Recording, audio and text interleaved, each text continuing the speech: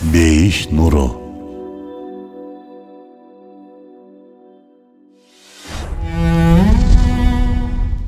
Hazreti Kaka raziyallohu anhu. Günümdük turmuşta kaka degen сөздү колдоносузбу?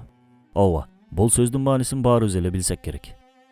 Жаш балдарга ошол ыплас нерсени түшүндүрүү үчүн колдонулат. Тилекке каршы. Биз бул аталыштын кайдан келгенин билбей туруп колдонуп жатабыз.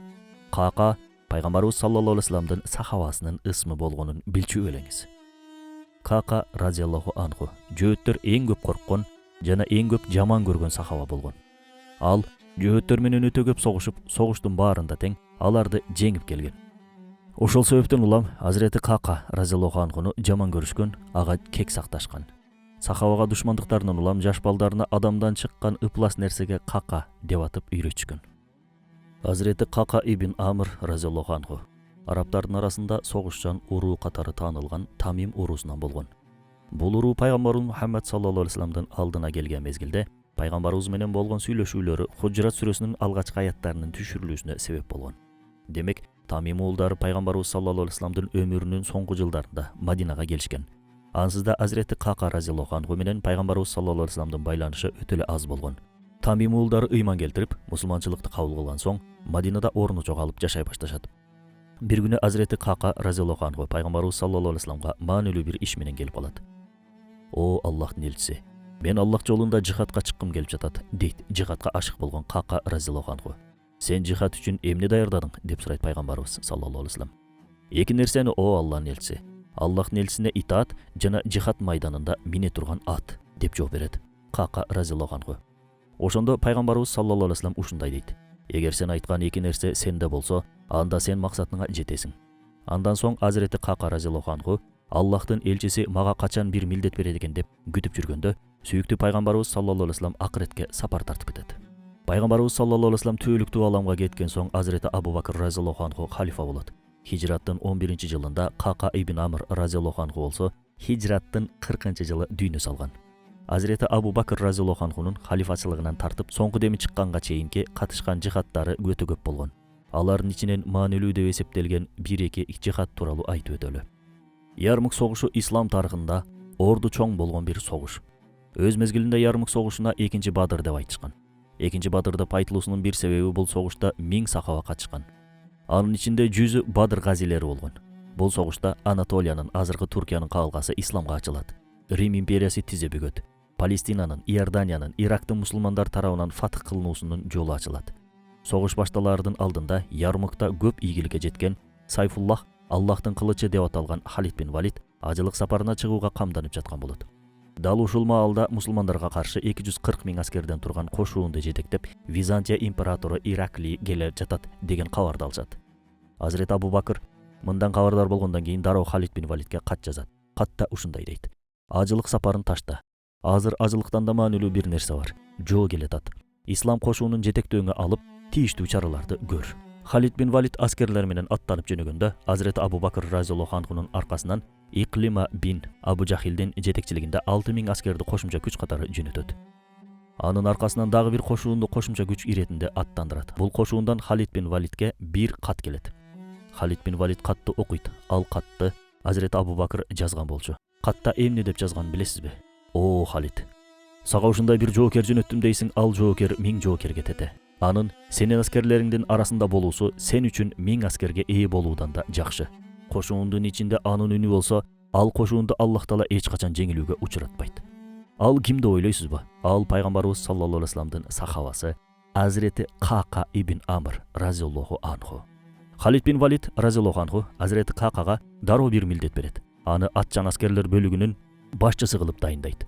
Ярмук согушунда каптап келген жоонун мизин майтарып, аларды кыйроого учуратууда жана жеңишке жетүүдө ополтоодой салым кошот. Kaka ибн Амр разияллаху анху жана аябай согушуп, тарыхта аттары алтын тамгалар менен жазылып калган 10 сахабанын бири болот. Мынакей Hazreti Kaka разияллаху анхунун Ярмук согушунда орду ушундай болгон. Кадисия согушундагы Hazreti Kaka разияллаху анху. Кадисия согушу Сасани империясын жер менен жексен кылган бир согуш. Кандай эле Ярмук Рим империясынын каалгасын исламга ачкан болсо, Кадисияда Ирандын жана Азербайжандын эшиктери мусулмандарга ачылган. Бул согушта Саад бин Абу Ваккас разияллаху анху кошуунга башчылык кылган. Саад бин Абу Ваккас менен эле катарда турган ысым Кака бин Амр разияллаху анху болгон. Азирети Умар разияллаху анху Саад бин Абу Ваккасты жигатка аттандырып жатып, эмне кылсаң дагы каршы тарапка исламды жеткирүү үчүн кан төкпөөнүн аракетин кыл дейт. Исламдагы жихад түшүнүгү кырып жоюу, кан төгүү, адамдардын гүлүн көккө сапырып таш талканын чыгаруу эмес. Мындай терс маанини дин душмандары атайын сиңирген. Исламдагы жихадтын мааниси бул ислам менен инсандын ортосундагы тоскоолдуктарды жоюу. Ошол тоскоолдуктарды жойгондо жихад жүзүгө ашкан болот. Биздин сүйүктүү пайгамбарыбыз саллаллаху алейхи вассалам ааламдарга рахмат катары жөнөтүлгөн. Ал дагы кылыч курчанган. Бирок билишибиз зарыл болгон бир акыйкат бар. Ал саллаллаху алейхи вассалам колунда кылыч болгон, бирок кылычында адамдын каны болгон эмес. 28 согушка катышып, пайгамбарыбыз саллаллаху алейхи вассалам 28 согушка кол башчылык кылган. Бирок анын кылычы менен бир да адамдын каны төгүлгөн эмес. Анткени динибиздеги жихад түшүнүгү ислам менен инсандын ортосундагы тоскоолдукту жоюуга негизделген. Басып алуу, каратып алуу үчүн эмес, исламды карманып жашоого эң көп тоскоол болгон душман бул напси. Аны менен күрөшүү эң чоң жихад. Пайгамбарыбыз саллаллаху алейхи вассаламдын тарбиясын алган Азирети Умар менен Саад бин Абу Ваккас Кадисия казатында кан төкпөөнүн аракетин көрүшкөн. Алгач Сасани императорлугуна элчи жиберишет. Бирок натыйжа чыкпайт. Ошондо Азирети Умар кошуундун арасынан оор басырыктуу, кайраттуу адамдардан турган бир топту даярдап, Сасани падышасы Ездегертке жөнөтүүсүн айтат. Бул жерде дагы кан төкпөй маселени чечүү аракети жүрүп жатат. Азирети Умардын буйругу келгенден кийин Саад бин Абу Ваккас 14 кишиден турган топту даярдайт. Бул топтун башчысы Нуман бин Мукаррин болгон. Ал эми эң кенжеси Кака бин Амрдын кичүү иниси Асым бин Амр эле. Топ жолго чыгат. Ирандыктар аларды даңазалуу асыл таштар менен жасалгаланган шаң шөкөттүү сарайда тосуп алышат. Бирок мусулмандар кымынчалыкта дүйнөгө көз ачышпайт. Көз жоосун алган кооздукка алаксып туруп калбастан, олуттуулук менен түз эле Ездегерттин астына келишет. Ездегерт: "Кандай максат менен келдиңер?" деп сурайт. Ошондо Нуман бин Мукаррин падышанын астында эч тайманбастан ыймандын күчү менен ушундай деп жооп берет: "Биз силерди кулга кул болуудан куткарып, Аллахка кул болууга чакырууга келдик. Аллахка кул кылуу үчүн келдик. Эй падыша, сага 3 шартыбыз бар. Биринчиси, мусулманчылыкты кабыл кылып, диндеш тууганыбыз болосуң.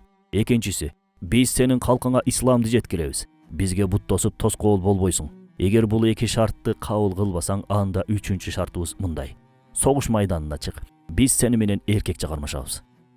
Ездегерт бир жагынан таң калат, бир жагынан ачуусу кайнап чыгат. "Сен эмне деп жатасың? Мен силерди, араптарды, жакшы тааныйм. Буга чейин силерге маани берип, этибарга да алчу эмеспиз. Силер менен сүйлөшкүбүз келгенде чек арадагы аскер башчыларыбызга буйрук берчүбүз. Алар силерди колундагы таяктары менен башкарчу. Силерге ачарчылык, каатчылык болгон окшойт. Каатчылык болгондо бастырып кирип келчүлеңер. Ачка калганыңар үчүн бизге кол салып жатасыңар. Бирок бир нерсени билип койгула. Биздин силерге бере турган эч нерсебиз жок" деп келген элчилерди кемсинтип мусулмандарга акарат келтирип сүйлөйт. Бул менсинип айтылган сөзгө карата Нуман бин Мукаррин ушундай деп жооп берет: "Аллахка ант болсун. Эй падыша, сен биздин абалыбызды айтып бердиң. Ооба, биз мурун ошондой болчубуз. Мурун биз бири-бирибизди жеген, канын төккөн адам элек. Кыз балдарды тирүүлөө көмгөн инсандар болчубуз. Биздин эч кандай баркыбыз жок эле. Бирок Аллах Таала биздин арабыздан бирөөнү чыгарды. Ал Аллахтын элчиси Мухаммед саллаллаху алейхи вассалам. Ал бизге исламды үйрөттү. Аллахка кул болууну үйрөттү. Аллахка кул болгон күндөн баштап Аллахтан башка эч кимге ийилген жокпуз. Биз адамгерчиликти андан үйрөндүк. Азыр болсо ошол акыйкатты силерге алып келдик." Ездегерт ачуусунан жарылып кетейин деди. "Силер айткан сөзгө түшүнбөйт экенсиңер. Силерге бир жаза берейин" дейт. Андан соң: "Араңарда ак сөөгүңөр эң тектүүңөр ким?" деп сурайт Ездегерт. Келген 14 кишинин баары тең тектүү болчу. Арасынан эң кенжеси Асым бин Амр ичинен ойлоно кетет. Падыша тектүүңөр ким деп сураганына караганда, арабыздан тектүү бирөөнү элдин астында маскара кылат же өлтүрөт окшойт. Эгер бул жерде бир жаза бериле турган болсо, башкалар эмес мына мен жазага тартылайын деп бир кабатам алдыга чыгат. "Эң тектүүсү менмин" дейт Асым бин Амр. Бирок Нуман бин Мукаррин Асым бин Амрга караганда тектүү болчу. Келген топтун ичинде Мугира ибн Шуба, Ханзала ибн Раби, Мусанна ибн Харис тек жактан алдыда эле. Бирок Асым бин Амр: "Алар менден улуу, элдин астында төмөнсүнүп калбасын. Бир нерсе боло турган болсо, мына мен курман болоюн" деп ыйманынын күчү менен алдыга чыгат. Ездегерт: "Демек эң тектүү сенсиң" дейт да аскерлерине буйрук берип ушундай дейт: "Араптар биздин жерибизди каратып алуу үчүн келишиптир. баргыла дагы бир капка биздин топурактан толтуруп, бул жигиттин желкесине коюп, көчөлөрүбүздү кыдырткыла. Перс калкы араптардын түшкөн бул абалын көрүп күлүшсүн. Ездигердин айтканындай кылышат. Бир капка топуракты толтурушуп, Асым бин Амырдын желкесине артышат. Калган 13 кишини анын аркасынан салып, Иранды кыдыртышат. Андан соң аларды кое беришет. Аттарына минип Кадисияга карай бет алышканда Асым ибн Амыр капты өзү менен кошо алып алат.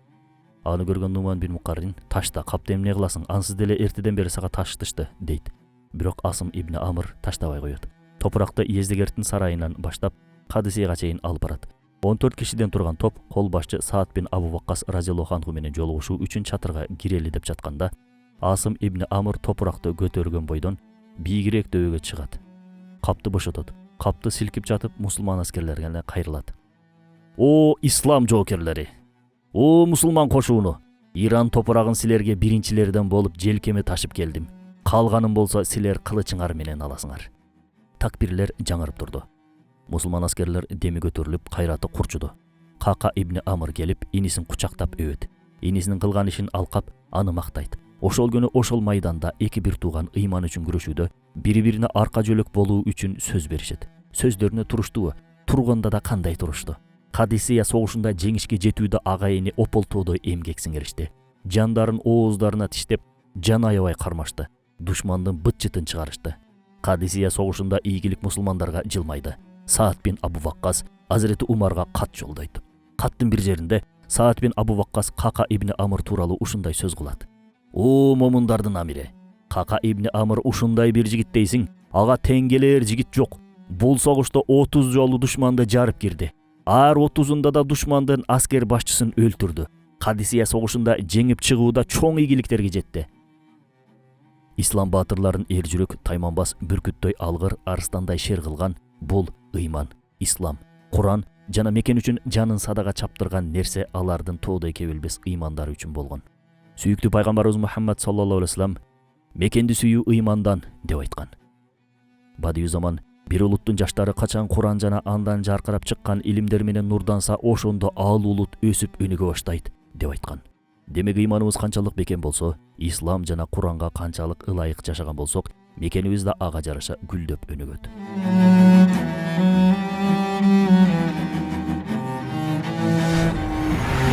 Бейиш нуру.